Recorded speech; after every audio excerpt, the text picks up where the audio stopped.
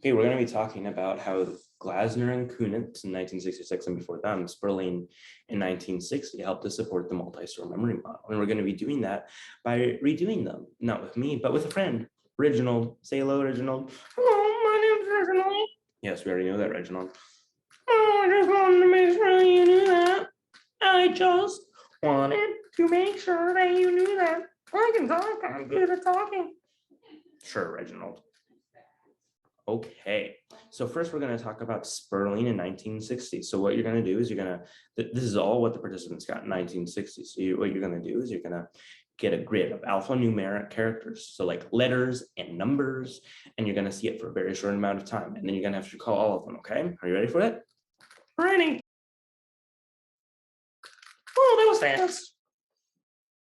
I know that was fast. So what ones can you recall? Well, I can remember 1, 2, 3, and A, B, C, and... Okay, I'm going to stop. You're just guessing. Probably. Okay, so what we're going to do that. So the participants in 1960 were also kind of guessing. They only really got 30%, which, when you think about it, is better than guessing, but still not really that much better. So now what we're going to do is we're going to do a second trial, just like Sperling did, and you're going to hear one of three tones like this: beep, beep, or beep. So the higher tone indicates that you're supposed to memorize the highest row. Then the middle tone, obviously middle row, and then the lowest tone. You guessed it, Reginald. The lowest row. Okay, so we're going to do that. So we're going to do that once. Beep. Okay, what ones can you remember? Well, I still can remember 1, 2, 3, and an ABC. Oh, all that you're still guessing, but okay, we'll try that one more time. Boop. Okay, so what ones do you remember? Well, it was amazing. It was still 1, 2, 3, and ABC. Okay, you didn't really know what you were doing. Admit it. No, I know exactly what I was doing the whole time. Whatever. Okay, but in 1960, the participants who weren't actually guessing, they were able to, even despite the fact that they heard the tone after they saw it, the alphanumeric grid was still in their sensory memory for that very brief amount of time. So they were still able to pull it out of their sensory memory, give it attention, and put it into their short-term memory to recall it for Sperling. So that shot up to a whopping 75% accuracy rating, a give or take, on the second trial. So that, and again, that proves that there's a sensory memory, because they couldn't remember it when they were just asked to remember it after the fact. When they were asked to, that sense memory had already faded, because sensory memory is only around for a very short amount of time. So, but when they heard the beep, it was still in their sensory memory when they heard the beep to trigger it, and then they were able to recall much more, because that beep alerted them to what to pay attention to, and then they were able to put that into their short-term memory. So now we're going to move on to Glasner and Kunitz in 1966, and in this study, participants got a 20-word long list, and then they had to remember them. Okay, so you ready for this? Yes, but do it fast. Okay, I would be more than willing to read the words fast. That'll only make it harder on you. Okay, I don't care. Okay, you ready? Yep. Word, tree, road, cat, math, marsh, fly, air, clown, clip, bald, pen, fact, perth, gold, orange, a, thing, can, cool.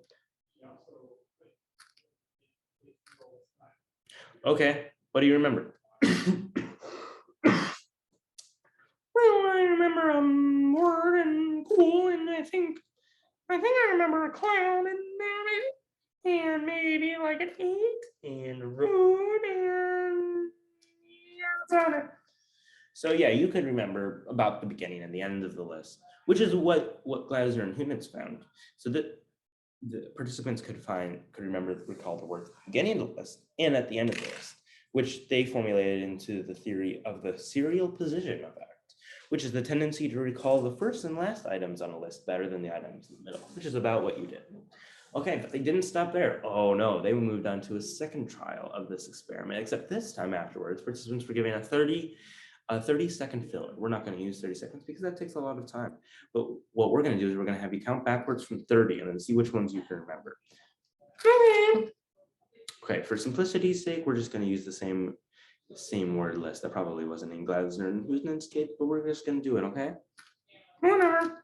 Okay, word, tree, road, cat, math, marsh, fly, air, clown, clip, bald, pen, fact, perth, gold, orange, 8, thing, can, cool.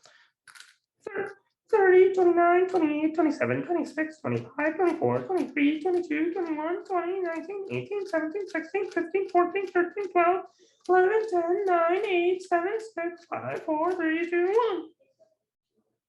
Okay, now what can you remember? I can remember. I can still remember word. I can still remember cool, I think it was. And then there was like a road and a tree and the math. Oh, and then What was it? what was it? I can't remember anymore.